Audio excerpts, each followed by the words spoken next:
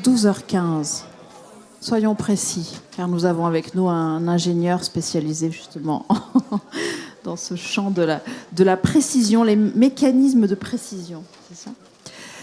Bonjour à toutes et à tous, bienvenue à cette nouvelle rencontre Lunch en philo, la 17e, comme vous pouvez le voir, où on va donc apprendre à parler dans un ventilateur aujourd'hui. Non, c'est pas vrai, vous allez voir, c'est un peu plus intense que cela.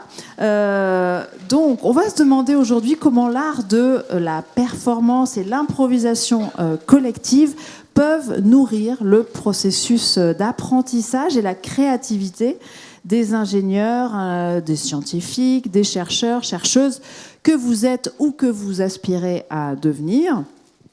Et si l'improvisation, c'était une compétence aussi essentielle à ces métiers-là que la capacité à planifier, auquel cas, eh bien, comment est-ce qu'on pourrait l'enseigner ?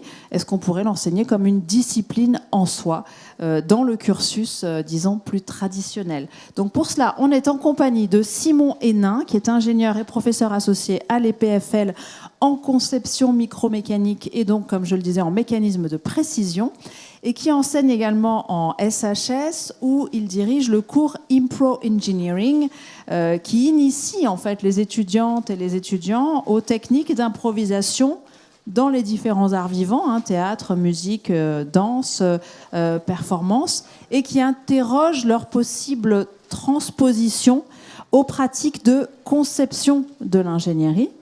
Et puis depuis 2024, Simon Hénin dirige la plateforme Performance Lighthouse. Vous pouvez la trouver évidemment sur le site de l'EPFL, qui est consacré au projet d'Arsenic mené par et pour les étudiants et les étudiantes. Simona Ferrar est là également. Elle est danseuse, metteuse en scène, performeuse et elle est chargée de projets au Performance Lighthouse. Et puis Alain Beauvais, qui est chercheur en sociologie, collaborateur scientifique notamment au sein du même labo que Simon Hénin. Alors déjà, on va commencer par les définitions. Je laisse tout le monde s'asseoir, peut-être. Parce que, voilà. Venez, il y a des places ici, n'hésitez pas à aller devant. Il n'y a pas d'impro aujourd'hui, vous ne serez pas attrapés pour venir sur scène nous montrer vos talents. Ce sera la semaine prochaine. J'en profite d'ailleurs pour le dire que la semaine prochaine, on en a l'atelier d'improvisation, mais je ne suis pas sûre qu'il reste des places. Si vous n'êtes pas inscrite et inscrit, on peut en reparler après. Bref, on va commencer par poser les définitions. De quoi est-ce qu'on parle quand on parle d'improvisation ? Je me tourne vers vous, donc Alain Beauvais. Qu'est-ce que c'est que cette improvisation ? Alors, je crois que si on essaye de préciser qu'est-ce que ça peut vouloir dire, je crois qu'il y a un sens premier qui est relativement simple, même si tout le monde ne sera pas forcément d'accord. C'est des pratiques artistiques d'improvisation. Donc, il y a un certain nombre de disciplines artistiques. On pense en premier lieu à la musique, à la danse, au théâtre, dans lesquelles les performeuses décident de laisser un certain nombre de choses indéterminées. Et ces choses vont se déterminer progressivement au fur et à mesure de la performance. Ça définit un sens, je crois, assez clair de l'improvisation. Ce qui nous intéresse aussi dans le projet qu'on a mis sur pied, c'est qu'il y a tout un autre pan de l'improvisation qui ne relève pas forcément du domaine artistique, qu'on trouve dans beaucoup de situations de la vie ordinaire, de la vie quotidienne, qui sont des situations dans lesquelles assez souvent on est confronté à une difficulté ou à un obstacle ou à une complication qui nous amène à devoir agir d'une manière qui n'est pas habituelle, qui repose pas sur des habitudes établies, et on va trouver des nouvelles manières de faire, on va se débrouiller, on va inventer, on va découvrir des choses. Dans ce sens-là, c'est un sens très large, et c'est quelque chose que tout le monde fait. Vous avez tous et toutes à un moment aujourd'hui improvisé, c'est-à-dire qu'il y a un moment où vous ne saviez pas exactement comment faire, et puis c'est probablement la situation qui vous a donné des clés, qui vous a proposer des ressources qui vous ont permis de continuer ce que vous étiez en train de faire. Une forme d'adaptabilité. Une forme d'adaptabilité, mais qui a une dimension créative, une dimension inventive également. Et on s'appuie sur ce qu'on trouve à disposition. C'est évidemment des ressources matérielles, c'est des équipements, c'est des outils, mais évidemment, en tant que sociologue, moi, ce qui m'intéresse beaucoup, c'est aussi qu'on s'appuie beaucoup sur les autres. On regarde comment font les autres, on regarde ce qu'on peut faire avec les autres. Et ça définit toute une part intéressante dans l'improvisation, qui n'est pas d'ailleurs complètement opposé à l'improvisation artistique, parce que je pense que dans l'improvisation artistique, on retrouve des logiques assez similaires. Voilà, ça c'est pour donner une définition assez large de l'improvisation. Oui, et donc qui nous pose déjà quelques bases qu'on comprend là, celle de l'écoute notamment, l'écoute de l'environnement et l'écoute des autres. Absolument, ça je pense que c'est une dimension très importante en termes de perception et d'attention. On voit ça très clairement dans les performances artistiques, c'est que tout simplement dans la musique, improviser, c'est beaucoup écouter les autres, c'est beaucoup regarder, être très attentif à ce qui se passe, et c'est à partir de là qu'on peut faire quelque chose d'intéressant. Donc ça demande une très grande ouverture, une très grande disponibilité. Je pense qu'on retrouve ces éléments-là dans la vie ordinaire, dans la vie quotidienne. La vie ordinaire, ça inclut aussi, par exemple dans le projet qu'on a mis sur pied, ça peut être des pratiques très très spécialisées, comme des pratiques d'ingénierie, des pratiques dans le domaine de la santé. Donc la vie ordinaire inclut tous ces éléments-là. Mais c'est plutôt pour dire que ça ne se limite pas au domaine artistique, et je pense que c'est vraiment intéressant d'être attentif à tout ce qu'on fait dans une journée qui relève de l'improvisation. On a déjà reçu quelques questions par mail lors des inscriptions. Il y en a une qui est revenue plusieurs fois, c'est celle de la question de l'intuition. Quelle différence entre l'improvisation et l'intuition, ou quel lien d'ailleurs entre les deux? Peut-être quelqu'un d'autre veut répondre? Simon, Hénin? Oui, donc bonjour tout le monde. Alors, je n'ai pas une réponse très élaborée sur le mot intuition. J'ai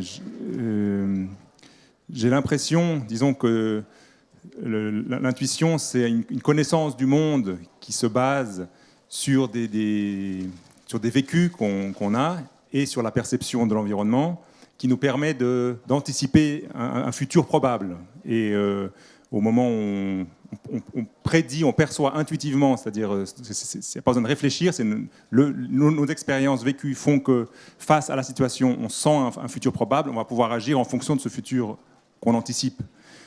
Alors ça, ce serait, si on veut, une sorte de brique ou un des mécanismes qui est à l'œuvre lorsqu'on improvise. Mais quand on improvise, on va faire beaucoup d'autres choses, parce que quand on improvise, on peut vraiment composer les actions. Et quand on compose, on ne va pas juste s'intéresser à l'intuition de l'instant, on peut aussi se référer à un passé plus lointain, on peut se référer... Mon micro marche bien ou il coupe un petit peu? Oui, est-ce que vous entendez bien au fond?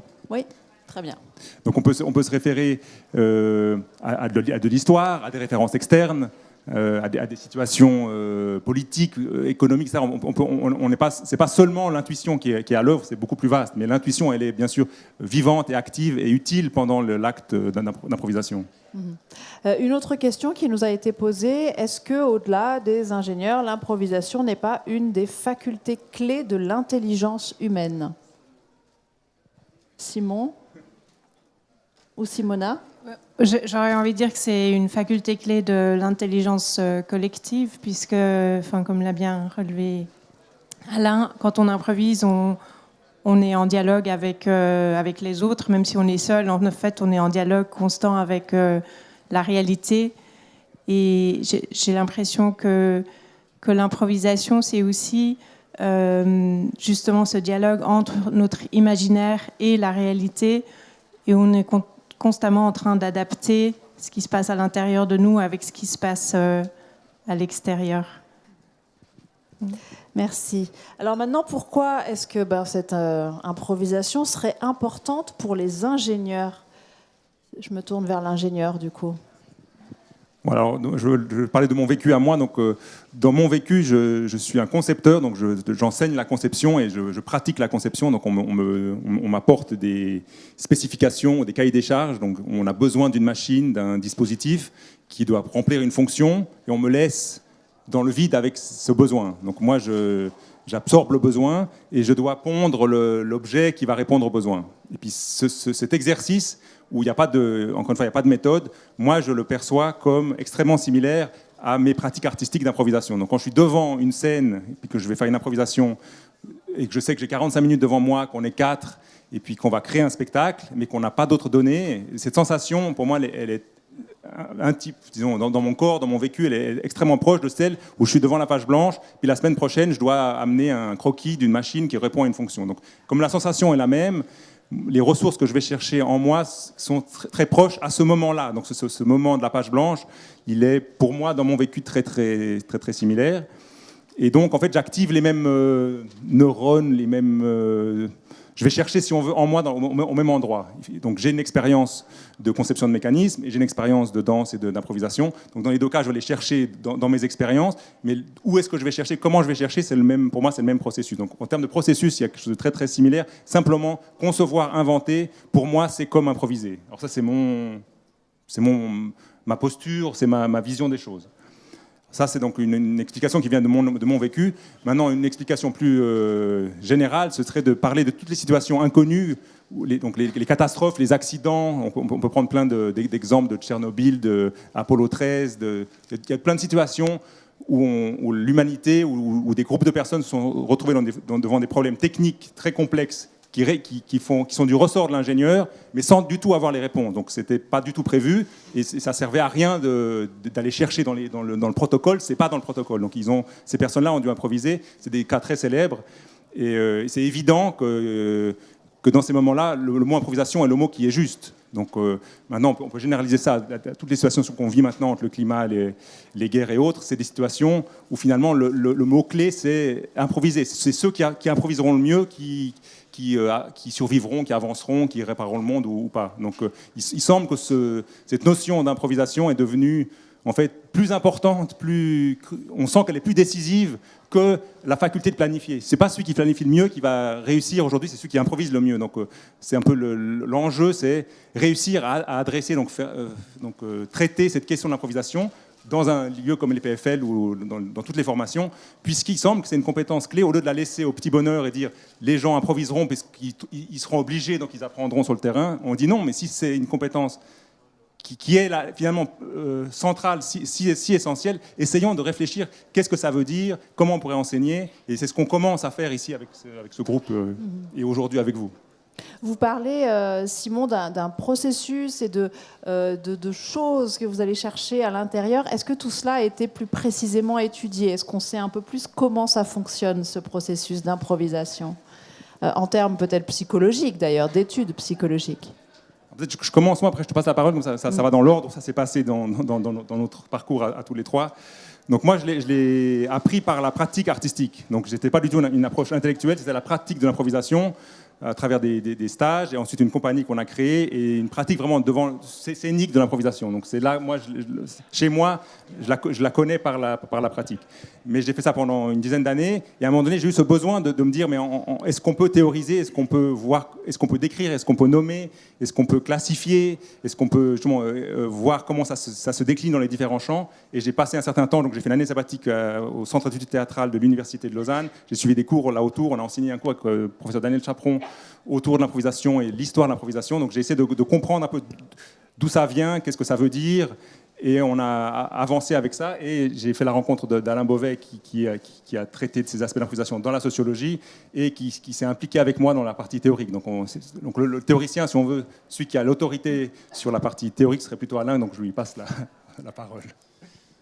Alors, moi je suis sociologue et puis je travaille beaucoup sur l'action et sur l'interaction. Ce qui m'intéresse, c'est vraiment des cours d'action qui se déroulent dans la réalité, que vraiment systématiquement j'enregistre, si possible en vidéo, pour vraiment faire une analyse très, très détaillée de ce qui se passe. Et je fais ça depuis 20-25 ans. Et en fait, quand Simon m'a contacté, il m'a demandé « Est-ce que tu travailles sur l'improvisation ?» J'ai dit non, puis j'ai réfléchi, puis j'ai dit « En fait, ça fait 25 ans que je travaille là-dessus. » Parce que quand on regarde des gens agir dans des situations réelles et concrètes, on a toujours affaire à des moments d'improvisation et à des situations d'improvisation. Donc, je pense qu'il y a différentes approches ensuite pour répondre à votre question. Il y a bien sûr beaucoup de psychologues qui se sont demandé quels sont en gros les processus cognitifs qui sont mis en action quand on improvise. Et puis vous avez dans beaucoup de disciplines artistiques, en musique par exemple, il y a beaucoup de musiciens qui se sont intéressés à cette question et qui ont produit un certain nombre de connaissances. Moi j'ai plutôt une approche effectivement sociologique, donc je m'intéresse vraiment à des situations d'interaction où des gens, en général en compagnie d'autres personnes, vont essayer de trouver des solutions sur le moment, avec les moyens du bord, avec ce qui est disponible. Et voilà, donc là on a pas mal de choses qui sont intéressantes. C'est ce qu'on appelle l'action située, par exemple. C'est vraiment une approche qui met l'accent sur qu'est-ce qu'on fait dans cette situation spécifique et qu'on ne ferait pas dans une autre situation, en quoi cette situation spécifique amène à agir de cette manière-là. Et c'est pour ça qu'on fait des analyses finalement assez détaillées sur des cours d'action. Ça prend beaucoup de temps, mais c'est intéressant à faire. C'est ce qu'on a commencé un petit peu à faire et qu'on projette de faire dans la suite du projet Par exemple, moi j'ai travaillé sur un duo de danse improvisée et j'essaye de vraiment décortiquer de manière assez fine comment est-ce qu'ils trouvent des solutions pour produire un duo dont ils n'ont aucune idée au moment où ils le commencent. Et c'est ce genre de recherches qui, à mon avis, sont intéressantes. Alors justement, peut-être passons à l'aspect mise en pratique. Comment enseigner donc cet art de l'improvisation aux étudiantes, ingénieurs, scientifiques? Comment ça se passe? Là, c'est plutôt à la danseuse et metteuse en scène que je m'adresse. Comment ça se passe concrètement? Il n'y a pas qu'une méthode, mais évidemment, mais il faut déjà un espace-temps, une disponibilité. C'est le premier ingrédient indispensable. Et puis voilà, comme disait Simon, il y a la page blanche et souvent ça nous aide en fait d'avoir quelques consignes en fait, même si c'est juste une consigne pour démarrer. Ça peut, on entre, enfin dans mon expérience quand j'ai fait de l'improvisation, des cours d'improvisation ou quand je fais moi de l'improvisation, je n'entre jamais en disant je sais pas. Enfin, je vais toujours prendre un point d'appui que je choisis moi ou qu'on me donne, et puis entrer. Oui, qui correspond un peu à la consigne ouais. dont vous parliez tout à l'heure, Simon, de l'appareil qu'il faut fabriquer. C'est la même chose. Voilà. Après, c'est vrai qu'il y a plusieurs objectifs. Pourquoi est-ce qu'on improvise? Alors, parfois, c'est simplement pour entrer dans un état, justement, pour éveiller cet imaginaire ou pour l'écouter, pour le solliciter, pour essayer de le traduire à une réalité ou pour créer une réalité qui puisse stimuler l'imaginaire. Et puis, je pense que ça, on parle souvent de créativité. Je pense que c'est très important de pouvoir passer par un état où on stimule l'imaginaire avant même de penser à la créativité. Parce que quand on parle de créativité, on est déjà en train de parler de créer un produit, disons un objet, alors que quand on est dans l'imaginaire, on accepte encore le flou ou quelque chose d'indéfini. Et je pense que cet état est très important en fait pour pouvoir arriver ensuite à créer quelque chose si on le souhaite. Donc ça peut être simplement pour entrer dans un état. Après, dans mon expérience en danse ou en théâtre, j'ai beaucoup utilisé l'improvisation pour créer de la matière, comme on dit, pour amener des idées, pour amener des formes qui ne sont pas prédéfinies et puis qui vont apparaître comme des formes assez nouvelles, parfois inédites. En fait, je trouve que l'improvisation est très utile pour ça, d'ouvrir un espace où on ne cherche rien, mais on crée juste un état, une sensibilité, une intuition peut-être, on en parlait tout à l'heure, où on peut laisser apparaître de nouvelles choses, puis essayer de les repérer, puis de détecter ce qui nous intéresse. Et à partir de là, on peut, si on veut écrire, même ça peut servir à l'écriture d'une pièce ou d'une chorégraphie ou d'une musique. Oui, Simon. Je peux compléter. Donc ça, on voit, c'est passionnant dans le sens où ça donne accès et ça révèle. Et puis, il y a une étape qui peut être franchie ou pas dans le domaine artistique. Et c'est celle que j'essaie de franchir avec les étudiantes et étudiants qui suivent le cours Improgeneering, c'est de mettre l'improvisation sur scène en tant qu'objet, en tant que produit artistique. Donc là, on avait l'improvisation comme un moyen de construire des produits artistiques, mais ça peut être le produit lui-même.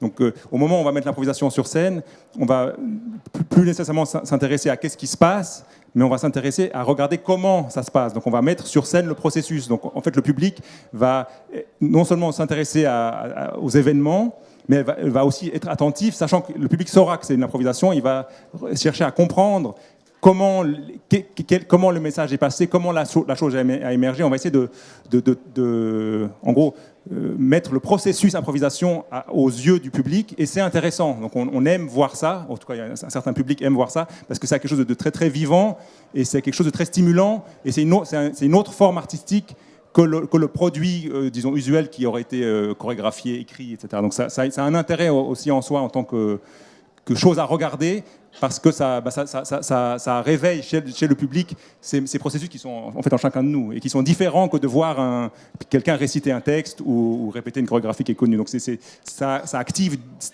c'est des champs de l'action humaine qui sont différents, et ils sont aussi passionnants. Enfin, moi, je trouve vraiment passionnant de voir l'improvisation à l'œuvre. et non pas seulement comme quelque chose qui a été en coulisses. On peut improviser en coulisses et on peut improviser sur scène, les deux sont absolument valables. Et j'aimerais ajouter à ça qu'il y a en fait plusieurs degrés aussi possibles. Donc, enfin, même une improvisation complètement improvisée, il y a toujours quelque chose qui aura été prédéfini, ne serait-ce que l'espace, peut-être le temps ou le nombre de personnes. Et on peut aussi avoir des formes hybrides comme ça, où il y a un petit peu d'improvisation, un petit peu de choses écrites. Et enfin, c'est toujours intéressant de penser à ça aussi, en fait, que c'est jamais complètement de l'improvisation et c'est jamais complètement écrit quand on est dans l'art vivant. Est-ce que vous avez l'impression qu'en développant l'improvisation, vous êtes allé presque à l'encontre de ce qui vous a été enseigné dans votre formation d'ingénieur, Simon? Alors, en tout cas, il y a, disons, la partie, disons, qu'on appellerait le management, project management, etc. Là, je dois dire, oui, je me sens, disons, je suis pas contre, mais je suis pas là, ou c'est pas, on n'est pas en train de, c'est pas un complément, ou c'est pas une version, ou c'est pas, c'est vraiment c'est autre chose. Donc, quand on fait l'un, on fait pas l'autre. Enfin, quoi, je dirais pas, moi, je qu'il a pas fallu comme désapprendre en fait quelque part quelque chose pour s'ouvrir à l'improvisation.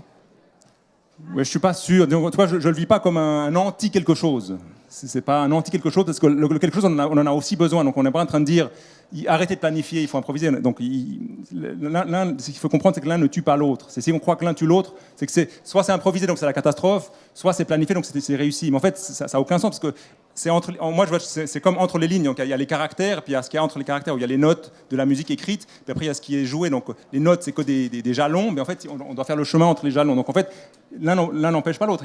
On a les points, puis on a la ligne. Et puis, c'est pas les points ou la ligne. Donc moi, je ne sens pas une opposition, c'est ça que j'aimerais dire. Donc, c'est vraiment un complément, mais on peut ne pas y être du tout. Donc, on peut avoir une ignorance de cette faculté qu'on a mais qu'on n'exploite pas. Donc la question c'est pas est-ce que vous l'avez ou est-ce que vous l'avez pas, c'est est-ce que vous y faites recours ou pas. C'est ça la question. Et donc pour y faire recours, il faut l'identifier. Puis après il faut oser y faire recours parce que ça peut être un peu en dehors des codes usuels, mais il n'y a pas un frein. Il n'y a pas de frein en fait. On croit qu'il y a un frein, mais je crois qu'il est en nous. Il est pas dans l'espace réel. Alain Beauvais. Je pense que c'est très important ce qui a été dit avant, c'est-à-dire qu'il ne faut pas opposer l'improvisation et la préparation, par exemple. Il y a toujours effectivement un degré de l'un et un degré de l'autre. Je pense que quand on regarde des gens qui exécutent quelque chose qui a été parfaitement planifié, ça implique aussi beaucoup d'improvisation. Donc même quand on est dans de la musique composée et exécutée, il y a une part aussi d'improvisation. Donc je pense que c'est de toute façon important de ne pas opposer les deux.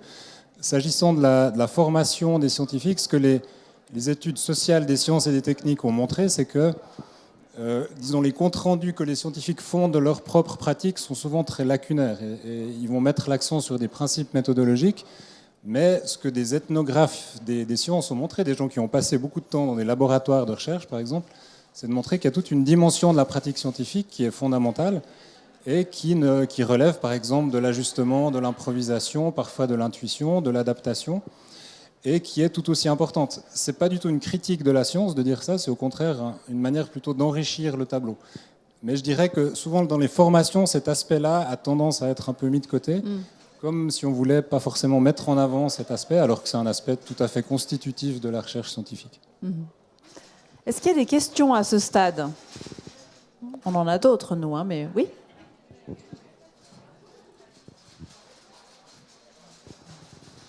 Bonjour, merci. Vous avez fait une définition de l'impro, mais finalement, est-ce que c'est différent de ce qu'on fait tout le temps, tous les jours, quand on a une conversation avec quelqu'un qui n'est pas scripté? Donc ce serait une première question. Une deuxième question serait, il y a eu beaucoup de philosophie de l'impro qui ont été... il y a eu beaucoup de livres autour de la philosophie de l'impro. Est-ce que vous, peut-être une question plus personnelle, est-ce que vous allez plus loin avec l'impro? Est-ce que vous utilisez ça aussi dans votre vie de tous les jours, comme, je sais pas, le principe de oui et, etc. Est-ce que c'est quelque chose où vous allez plus loin que l'ingénierie? Alors peut-être je réponds sur le parallèle avec la conversation. Pour moi, c'est assez essentiel parce que j'ai passé beaucoup d'années à analyser des conversations précisément. Et je pense que c'est une très bonne métaphore pour comprendre. C'est vrai qu'on s'engage dans une conversation en principe sans savoir ce qu'on va dire, et on va se laisser porter par la conversation. C'est la conversation qui va nous donner les ressources pour continuer. Donc ça, je pense que c'est une excellente métaphore de la conversation. La question, c'est est-ce qu'on est toujours en train d'improviser? Dans ce cas-là, est-ce que ça a encore un sens de parler d'improvisation? Donc c'est pour ça que nous, on a, en tout cas dans le projet qu'on a mis sur pied, on a essayé de faire une restriction en disant, par exemple, quand je me lave les dents, je ne suis pas en train d'improviser. Il y a des limites aussi. On va quand même garder le sens que j'ai introduit un peu auparavant. Ça veut dire, je rencontre quelque chose qui résiste et je veux continuer malgré tout. Il faut que j'invente quelque chose. Il faut que je trouve quelque chose de différent. Ça permet de restreindre un petit peu et de ne pas inclure tout. Mais je dirais que la conversation, pour moi, c'est une très très bonne illustration de l'improvisation, puisque, en tout cas dans des conversations amicales, par exemple, on s'y engage sans savoir où on va aller, et puis on doit se laisser porter. On est obligé d'être extrêmement attentif à ce que disent les autres. Et donc on retrouve beaucoup des éléments qu'on a posés avant pour définir l'improvisation. Il y avait une deuxième partie, Il y avait une deuxième la question, ouais. ouais. C'était sur le... La philosophie. Tu peux peut-être répondre, toi, oui. Sur comment c'est intégré dans ma vie, par exemple. Alors moi, je dirais que c'est surtout les compétences que je peux développer dans l'improvisation que je vais utiliser dans ma vie. Et je pense qu'une des compétences, c'est apprendre à travailler avec d'autres personnes, apprendre à écouter, à négocier avec ce qui se passe, donc travailler ma flexibilité, mon écoute de l'autre. Et puis, je pense qu'une des choses que j'apprécie beaucoup dans l'improvisation et dans ce que ça peut amener dans une dynamique de groupe, et que j'observe beaucoup aussi dans le cours de Improgeneering, c'est que il peut vraiment y avoir une bonne dynamique, ça peut vraiment créer de bonnes dynamiques de groupe quand on apprend à s'écouter, à respecter les propositions de l'autre.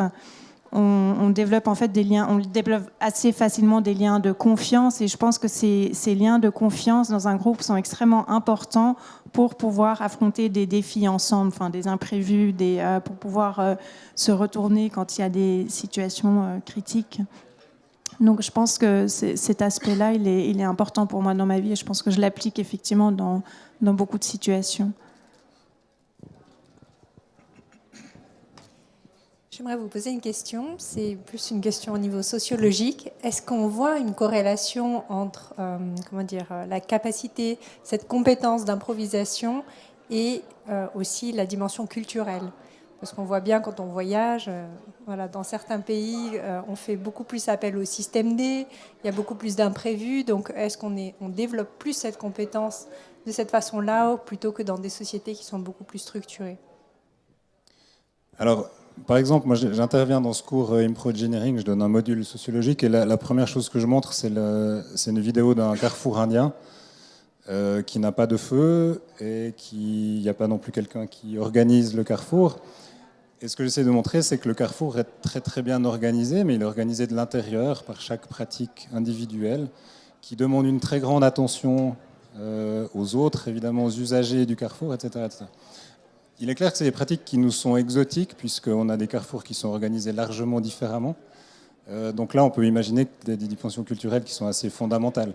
Ceci dit, encore une fois, si on prend une définition assez large qui inclut beaucoup de situations de la vie quotidienne, il ne faudrait pas penser que les Suisses ne peuvent pas improviser, par exemple. Mais on peut quand même facilement imaginer qu'il y a des cultures et évidemment des contextes socio-économiques qui produisent forcément des compétences de débrouille et d'improvisation, d'adaptation qui sont très différentes. Donc tout à fait. Oui. J'ai envie de répondre d'un point de vue artistique aussi, mais en danse, par exemple, on a la danse classique qui est une danse extrêmement formatée, très rigoureuse au niveau des lignes qu'on cherche, des formes, voilà. Et puis après, il y a la danse flamenco, par exemple, qui est une danse plus de groupe, où en fait, on décide spontanément qui va, dans sa pratique en tout cas, je ne parle pas des formes de spectacle, mais dans sa pratique, on est en cercle, il y a une musique, et puis on entre et on danse, et c'est pas écrit ça, c'est j'entre quand je la sens en fait, et puis je vais danser, et je prends ma place, et je me souviens pour avoir fait les deux danses, d'abord la danse classique, mais quand j'ai expérimenté le flamenco, c'était très difficile pour moi parce que j'avais pas du tout cette habitude de prendre cette décision de maintenant je vais prendre cette place et je vais être au centre, et et je fais quelque chose. Enfin, c'est pas une danse écrite. Donc même en fait dans les expressions artistiques, il y a vraiment des différences culturelles. J'ai cru que vous alliez répondre, Simona, à partir de vos différentes racines cantonales en Suisse, en nous comparant les Tessinois avec les Suisses alémaniques. Non, on n'en est pas à ce point-là. J'ai pas fait assez d'observations dans le pays. Bonjour, merci pour ce lunch en philo, c'est le premier auquel j'assiste. Alors moi, j'improvise pas mes questions, je les ai écrites. Alors, est-ce que pour vous, improviser, c'est lier des choses qui nous passionnent à d'autres qui nous passionnent un peu moins? Donc, est-ce que ça peut aider? Première question. Deuxième question, est-ce que... Qu'est-ce que j'ai écrit? Est-ce que l'impro est moins utile, par exemple, en ce que vous avez dit en project management, mais est-ce que vous pouvez donner d'autres exemples où ce serait moins utile, où on devrait potentiellement moins l'utiliser? Et puis troisième chose, en parlant de carrefour indien, je suis indien d'origine, et puis j'étais une fois à Bénarès, et puis c'était vraiment la cohue. Tout d'un coup, il y a une vache qui s'arrête au milieu de la route, et tout s'arrête. Plus de klaxon, plus rien. Pendant 5 minutes, cette vache était là. Et ensuite, la vache est partie. Et j'ai trouvé ça extraordinaire. Voilà. Est-ce qu'on commence par la vache? Non, on va commencer par... Donc le côté passion, alors je ne sais pas si ça s'adresse à moi dans le sens où moi j'ai évidemment une passion de l'improvisation et je la lie à mon métier et ça me fait plaisir. Chacun peut avoir envie de réunir ces différents univers. Donc ça, ce serait une vérité, ça s'appliquerait en tout cas à mon cas. Mais plus généralement, je pense que en termes d'enseignement, maintenant, quand on est enseignant, il y a peut-être beaucoup d'enseignantes dans la salle, je crois que c'est une très bonne idée que d'amener son vécu dans sa classe, parce qu'en fait, les personnes qui nous suivent apprennent autant par ce qu'on leur transmet de nos connaissances que de ce qu'on leur transmet de ce qu'on est, de ce qu'on vit. Donc je crois qu'en termes pédagogiques, c'est fondamental que de le faire. Et ça rend justement la chose plus vivante, plus réelle et peut-être plus subjective. Mais si on annonce que c'est subjectif, il n'y a toujours pas de problème à amener du subjectif dans une classe, même si on est en train d'enseigner les sciences. Donc je suis en faveur et ne pas cacher qu'on est en train d'amener son dada, sa passion, et que ça colore d'une certaine couleur. Je vois pas le problème. Tant qu'on dérape pas et qu'on va faire croire que c'est ça la couleur du monde. Mais si on dit, moi j'aime ça et je vous le partage, et ça touche mon métier, donc peut-être le vôtre, à mon avis c'est un circuit, un argument, disons, fort qui fait qu'on touche notre public, ce qui fait notre rôle en tant qu'enseignante. Ouais. J'ai assez envie de parler de la vache. Parce qu'en fait, c'est vrai qu'une des craintes qu'on peut avoir avec l'improvisation, c'est qu'est-ce que je vais faire? Je vais être paralysée, bloquée, j'aurai rien à dire, rien à danser, rien. Enfin, mais en fait, quand on observe ce qui se passe dans la réalité, c'est que souvent, par réflexe, par peur peut-être de ne pas savoir quoi faire, on fait beaucoup, en fait, on devient très loquace. Beaucoup d'actions, on propose. Et puis, en fait, ces moments où on ose tout arrêter, c'est des moments assez exceptionnels, où l'écoute peut aussi s'installer de manière plus précise. Et donc, je pense que c'est bien d'introduire de temps en temps une vache dans une impro. Ça me fait penser aussi à l'expérience qu'on a vécue avec la pandémie, où soudainement, tout s'est arrêté. Alors, les vécus étaient très différents, évidemment, mais je pense que parmi ces vécus, il y a aussi eu ce ouf, en fait, de tout s'arrête. Enfin, je pense que il faut intégrer la vache. Merci. Il y a encore une question, peut-être que vous voulez répondre par rapport à... où est-ce que vous pensez que l'improvisation a moins sa place, à part le project management? Peut-être que vous pouvez répondre. Alors, je ne suis peut-être pas la meilleure personne pour répondre. J'aurais tendance à penser que, précisément, quand on est dans des domaines extrêmement planifiés, on n'a pas du tout quitté l'improvisation. C'est-à-dire que l'improvisation va de nouveau jouer un rôle dans l'exécution. Encore une fois, exécuter un morceau de musique, ça demande plein de petites décisions sur le moment qui ne figurent pas sur la partition et qui vont devoir être faites. Et donc, alors c'est clair qu'a priori, on va dire qu'il y a des domaines qui sont beaucoup plus adaptés que d'autres à l'improvisation, mais moi j'aurais tendance à dire, ce serait presque un défi de dire je trouverai de l'improvisation partout. Et je pense que c'est intéressant à voir partout. En fait. On pourrait peut-être demander à ChatGPT, poser cette question.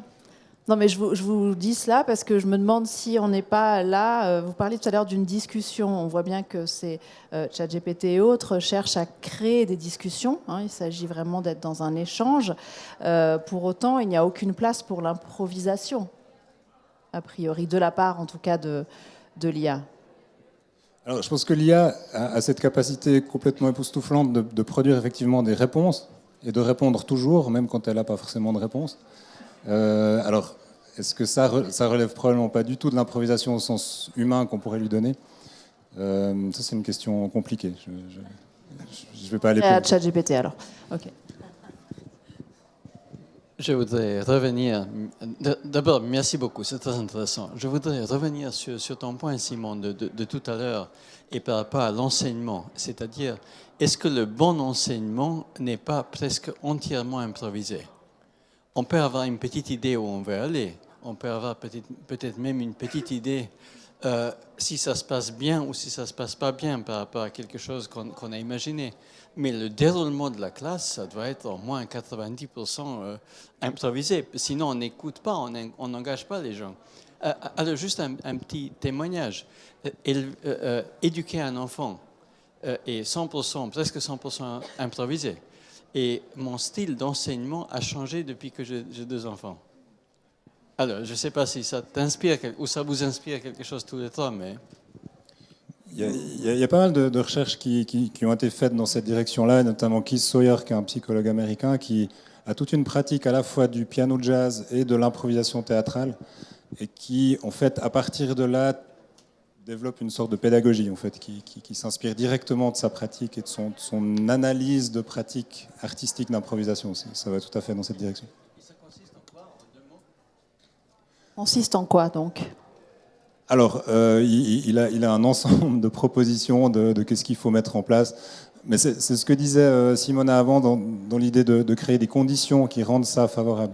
Et je pense qu'on peut tout à fait imaginer des formes d'enseignement qui ouvrent à des espaces d'improvisation. Moi, j'enseigne beaucoup et puis j'ai remarqué aussi que c'est quelque chose qui simplement me stimulait comme enseignant. C'est-à-dire que si je répète toujours la même chose, j'arrive très très vite à perdre la motivation. Puis je crois que si on arrive à créer des espaces ouverts dans lesquels les choses ne sont pas entièrement déterminées à l'avance, on s'y retrouve. Je complète encore. Donc, j'aime beaucoup cette question et je suis entièrement d'accord avec ce que vient de dire Sacha Nick. La question, elle est venue après la pandémie. Il y a eu beaucoup de cours qui étaient pris en vidéo. Et donc, beaucoup d'étudiants, parce que c'était plus pratique, ont commencé à regarder les cours enregistrés et venaient moins en classe. Il y a eu des débats entre les profs en disant mais comment faire pour attirer les étudiants en classe? Et moi, ce débat me choquait un peu. J'ai dit si vous êtes moins bon que vos vidéos, vous révisez votre manière d'enseigner. Donc c'est un plus que cette matière soit accessible maintenant du coup offline en différé. Parce que ce plan pratique, c'est de la connaissance qui est accessible. Donc c'est que du plus, on ne peut pas critiquer ça. Et ça veut dire ce qu'il faut amener en classe, ce qui ne peut pas être dans la vidéo, et ce qui est la partie improvisée, interactive, participative, etc. Donc, je crois que c'est ça qu'il faut. C'est ça l'enseignement en présence. Si vous êtes là, et au lieu de regarder, vous auriez pu voir, c'est enregistré. Vous pourriez voir, ne pas venir aujourd'hui puis regarder ça ce soir enregistré. Vous êtes là parce il faut qu'on profite du fait que vous êtes là pour vivre ce que ce moment présent vivant permet, ce que ne permettrait pas la version enregistrée ou planifiée justement. Donc c'est l'improvisation qui est au cœur de la rencontre, en fait, et de ce qui est vivant. Et du présent. Et du présent, voilà. Donc, merci. Merci. Alors, quelqu'un a déjà mentionné la philosophie, du coup, je me permets. La petite critique spéciste, c'est pas une critique, hein. Mais du coup, est-ce qu'une mouche improvise? Est-ce qu'un dieu improvise? Et est-ce qu'à votre avis, cette question a un intérêt en tant qu'humain? Voilà. Alain. Merci beaucoup. Alors, moi, je pense on s'est vraiment intéressé à des pratiques qui sont humaines. Et je pense qu'il y a des propriétés de la sociabilité humaine qui jouent un rôle fondamental dans l'improvisation. Il est clair que les animaux sont dans plein de situations dans lesquelles ils doivent se débrouiller, dans lesquelles ils doivent trouver des solutions pratiques. Mais je pense je suis peut-être spéciste, hein, mais je pense qu'il y a des spécificités à la manière humaine de trouver des solutions spécifiques dans des situations. Je ne sais pas si ça répond à votre question assez large. Voilà, et puis je ne parlerai pas de Dieu.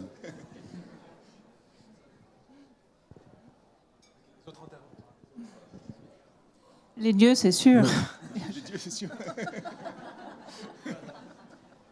Bonjour, merci. Je voulais vous demander, l'improvisation dans ce cadre-là, effectivement, elle est dans un cadre donné. Ça veut dire que vous avez des étudiants, ils vont improviser dans leur cours ou dans leur cursus pour au bout avoir une reconnaissance, quelle qu'elle soit, les examens, enfin, c'est bien, j'ai bien compris dans ce sens-là. Mais enfin, l'improvisation, de façon générale, elle peut être hors d'un cadre donné.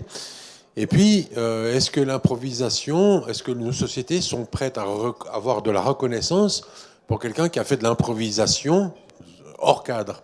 Cicéron, il a fait ça, si j'ai bien lu, Cicéron, il avait fait, c'est un self-made man, il a tout appris tout seul. Et puis, il était après bien reconnu. Mais enfin, c'est un exemple comme d'autres. Et je prends aussi l'exemple, par exemple, un petit peu hors académie, mais de cette académie-là, mais de l'exemple du proche aidant.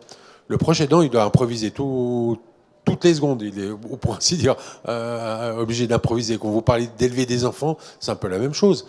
Mais est-ce que nos sociétés sont prêtes à reconnaître l'improvisation ou cette intelligence-là hors cursus ou hors quelque chose de formaté, quelque chose qui n'est pas formaté? Les proches aidants, depuis le temps qu'ils existent, c'est seulement maintenant qu'ils commenceront peut-être un jour à être reconnus. Est-ce que vous pensez que nos sociétés sont prêtes à aller dans un sens un petit peu hors cadre, quoi? Merci. Et puis merci pour ce que vous faites. Voilà. Bon, je pense que là, vous touchez une question intéressante, qu'est la valorisation et l'évaluation qu'on fait de l'improvisation.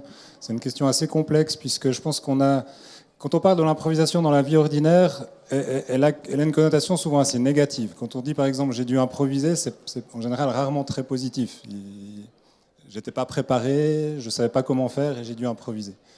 Et je pense que là, il y aurait tout un enjeu, effectivement, à revaloriser un certain nombre de pratiques qui sont très fréquentes et qui sont probablement assez peu prises en compte. Je pense que, par exemple, dans le domaine artistique, c'est aussi quelque chose qui a beaucoup changé, hein, puisque, par exemple, dans le domaine musical, dans les années encore 50-60, c'était quelque chose qui était très peu pris en compte. C'était des musiques noires, typiquement, qui ont beaucoup amené l'improvisation dans la musique et qui ont mis beaucoup de temps à être valorisées, à être prises au sérieux, etc.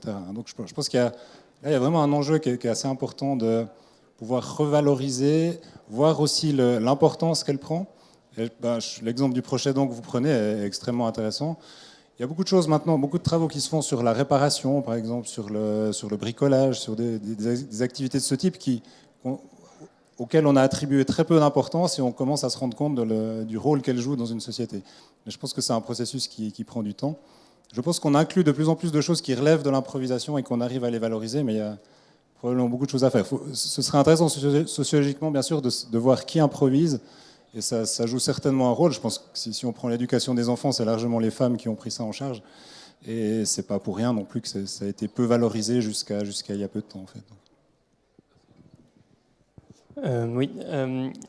Petite question, j'aimerais revenir. Vous avez parlé aussi avant des aptitudes qu'on peut combiner ou des savoirs qu'on peut combiner dans l'improvisation. Je trouve ça très intéressant et je pense aussi que c'est une condition à l'improvisation. Il faut avoir une certaine quantité d'aptitude ou justement de vécu pour pouvoir improviser dans une certaine situation. Donc, quelle quantité est nécessaire? Comment acquérir cette quantité? Et après, comment pouvoir apprendre à l'utiliser justement pour improviser? Moi, j'ai une expérience où j'ai fait 10 ans de piano classique quand j'étais enfant, donc un peu comme la danse classique. Et après, en voulant improviser, en fait, c'était impossible. Donc, comment à la fois faire des provisions pour pouvoir improviser et en même temps apprendre ensuite à se libérer peut-être d'un cadre et puis l'appliquer et peut-être le combiner avec d'autres compétences. Je pense que c'est vraiment important de réaliser que ça se pratique aussi, l'improvisation. J'ai effectivement raconté tout à l'heure ce stress du passage, apprendre à répéter des formes que d'autres me proposent. Et puis entrer dans une situation où ça va venir de moi. Et personnellement, j'ai appris en suivant des cours. J'avais pas l'impression d'apprendre l'improvisation, mais j'avais l'impression de développer une pratique. Et puis, en développant une pratique, on amplifie nos possibles et puis on ouvre beaucoup de nouveaux chemins. Mais je pense que c'est vraiment très intéressant d'aborder l'improvisation comme une pratique, pas comme un apprentissage où on fait 4 ans, puis après, non, c'est vraiment une pratique, c'est une hygiène de vie, en fait. Ça peut être considéré de cette manière-là. Je crois quelque chose, moi, dans l'intention, dans un cas, de manière très schématique, c'est comme si on épouse une forme qui est extérieure à nous-mêmes. Donc la motivation, elle est extérieure et on va se mettre dans cette forme. Moi, je parle, la forme, c'est la danse, mais ça pourrait être quelque chose que vous avez, une image musicale que vous avez, vous allez l'épouser par la technique, allez vous conformer à cette image qui est extérieure à vous. Et puis dans l'improvisation, il n'y a pas une image extérieure, c'est corporellement, c'est interne. Si on veut. Donc vous pourriez écouter le son que vous êtes en train de produire, et c'est lui qui appelle le prochain son. Et il n'y a pas une forme qui est la cible n'est pas extérieure. Puis ça, c'est quelque chose qu'on peut. Donc, il faut la même virtuosité technique, mais l'intention est complètement, profondément autre. Et ça se voit, ça saute aux yeux. Moi, quand je vois si je regarde la danse, pour moi, ça saute aux yeux si la personne entre dans une forme ou si elle crée une forme. Et ça se pratique. Donc, on peut pas. Il suffit pas d'avoir la virtuosité pour pouvoir savoir, sentir où en est la forme qui est en train de naître de ce qu'on fait. Et ça, c'est un immense travail de pratique de l'improvisation. Mais après, ça n'empêche pas qu'il faut faire ses gammes, etc. Ouais. Je pense aussi qu'il y a une dimension, en tout cas, qui ressort de beaucoup d'études de l'improvisation, c'est ce qu'on appelle la cognition située ou la cognition distribuée, qui essaye de montrer qu'on essaye en fait de décharger le cerveau individuel pour montrer que... Prenons peut-être l'exemple du carrefour indien. Moi, j'ai pas une expérience du carrefour indien, mais j'ai une expérience de carrefour africain. Si vous regardez depuis le bord de la route ces carrefours et que vous attendez de les comprendre pour vous y engager, vous allez rester toute la journée là. Il y a une manière quand on s'y engage où c'est le carrefour lui-même qui vous apprend comment il fonctionne. Et je pense que ça permet de décharger beaucoup l'individu.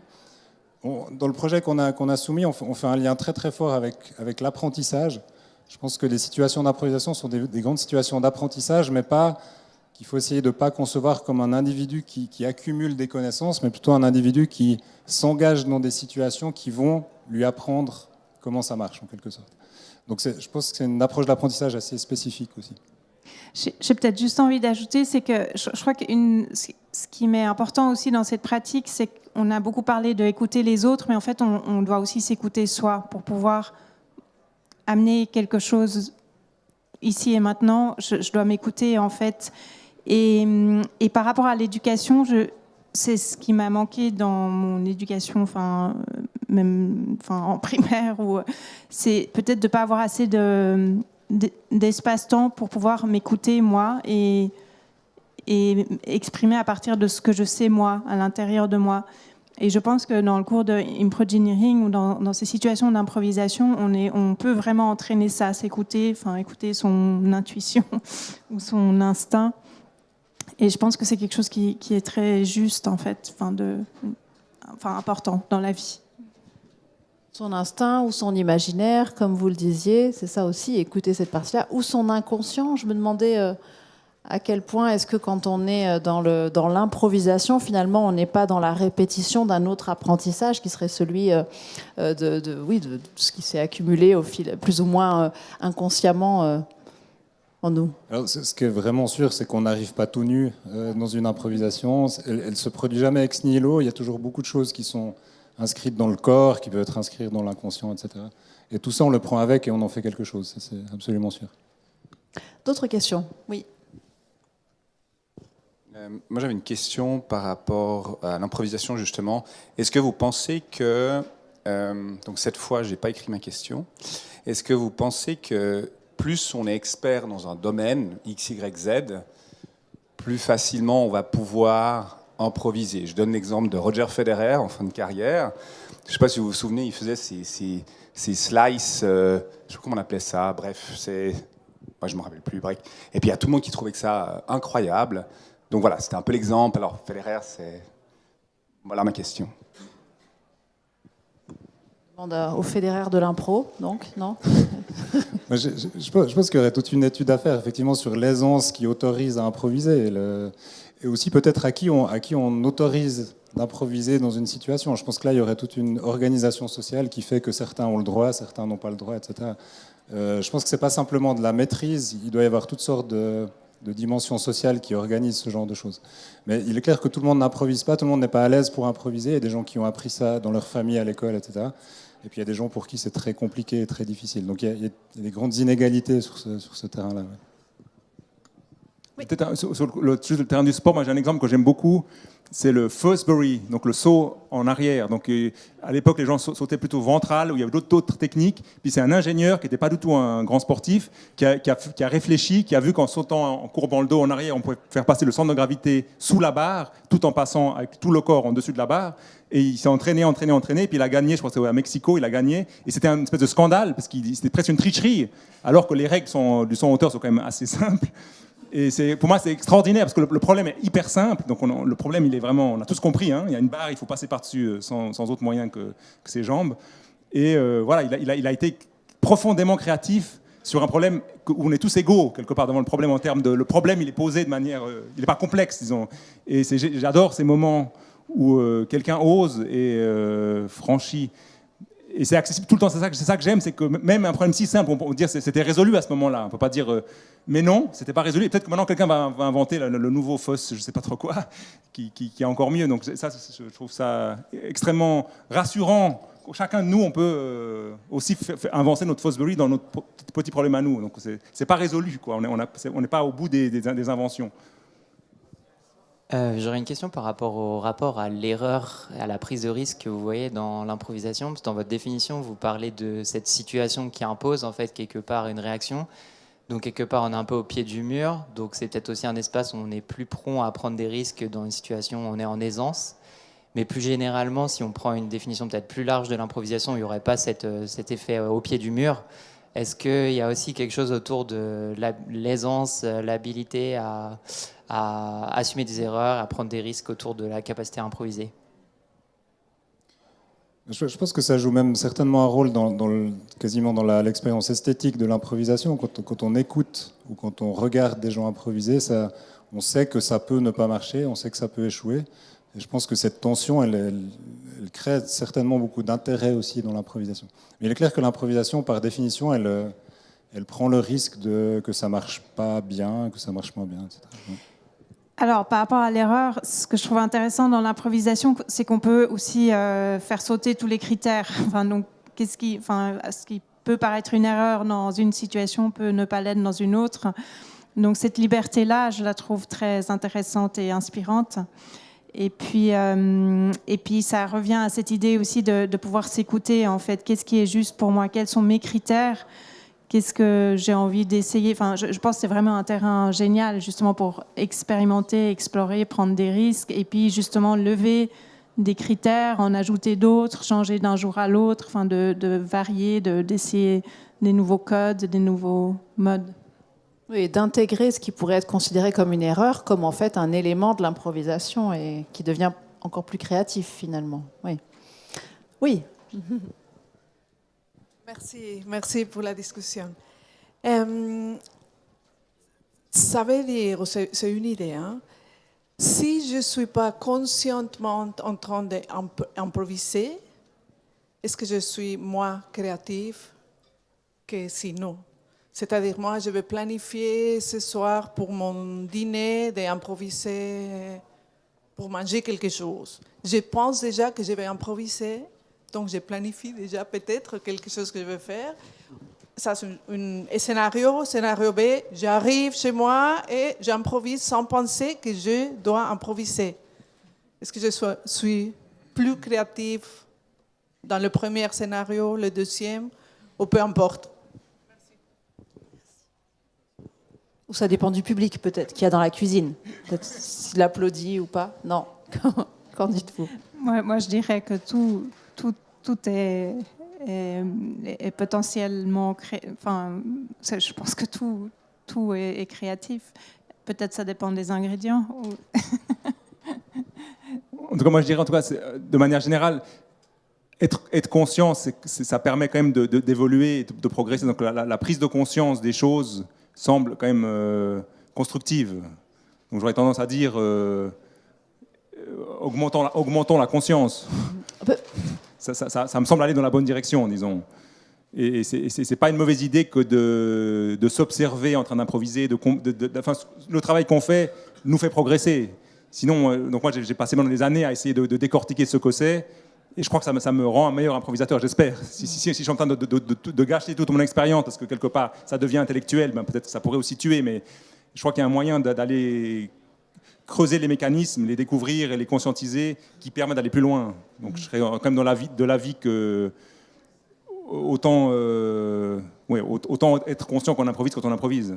Je crois que ça rend la chose plus claire pour soi-même et plus solide dans ce qu'on produit. Ça soulève peut-être aussi la question de la préparation à l'improvisation, c'est-à-dire à quel point se préparer pour une improvisation, c'est encore improviser. Quand vous dites à vos élèves, voilà, on est dans un cadre d'improvisation, vous avez tant de temps pour préparer, parce qu'il y a toujours un petit temps de préparation. En tout cas, l'impro de théâtre, ils ont toujours quelques minutes. On voit les matchs d'impro, vous avez peut-être déjà assisté, ils ont quelques secondes pour se préparer. Est-ce que préparer une improvisation, c'est encore improviser? Donc on a en tout cas une ou plusieurs étudiantes dans la salle, là. Est-ce que vous voulez répondre? Elles se consultent pour voir qui va répondre, donc il y a déjà une préparation là. Attendez, ça va trop... Attendez.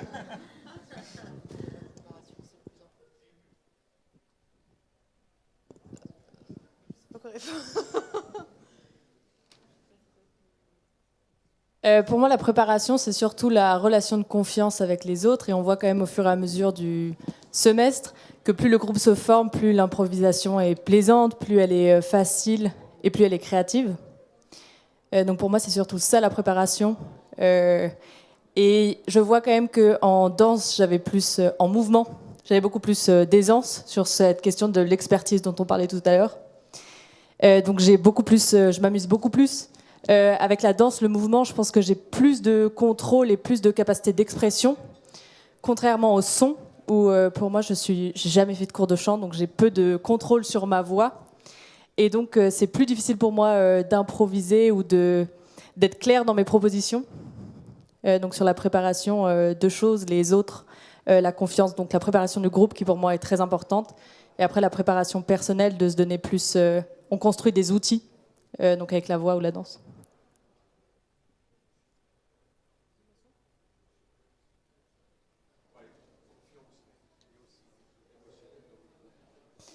Oui, et ça peut-être, moi, les fois où j'avais un peu la tête occupée par les cours, je suis allée une fois, on avait cours à l'Arsenic, j'y suis allée à pied, 1h30 de marche, ça prépare merveilleusement bien, et donc d'avoir un esprit disponible, cette préparation émotionnelle, je dirais un peu. Ça retourne un peu vers ce que j'allais dire du coup, qu'à mon avis, il y a une préparation dans le temps, donc à travers les séances, mais il y a aussi une préparation sur le moment, qui est plus un état d'esprit plutôt que une réelle préparation de dire bon, qu'est-ce qu'on va faire, comment on va faire, etc. Et plutôt d'arriver, même avant d'improviser, nous aussi, avant même les fameuses représentations qu'on a pu faire sur scène, on sentait qu'on avait besoin d'un moment pour se poser, pour s'échauffer, ne serait-ce qu'en faisant des petits exercices d'improvisation entre nous. Il y a besoin de ce moment pour se recentrer, presque pour repasser, disons, dans un état apte, disons, à l'improvisation et presque à la méditation, j'ai envie de dire, qui nous permettait donc d'être plus créatifs. Cela étant dit, avoir un certain cadre, on s'est rendu compte que ça nous permet de mieux s'écouter, donc avoir un minimum de cadre et un minimum de règles du jeu, entre guillemets, ça nous permettait justement de jouer tous au même jeu. Et donc en faisant cela, on s'est rendu compte que finalement, avoir des contraintes, parfois enlever les contraintes. Donc ça permettait de tous jouer ensemble et pas faire chacun son truc dans son coin sans comprendre bien ce qui se passe et de donner un sens à ce qu'on pouvait faire. Superbe, merci. Alors, une dernière question. Merci. Merci beaucoup, c'était très intéressant. Moi, j'ai une question, parce que j'ai entendu qu'en fait, la pratique d'improvisation se situe en amont de la créativité, de l'innovation. Ce sont des concepts qui sont très chers à notre école, hein, et qui constituent l'ADN de notre école. Et donc, est-ce que vous pensez que cette pratique d'improvisation devrait gagner en légitimité, puis devenir une vraie approche pédagogique?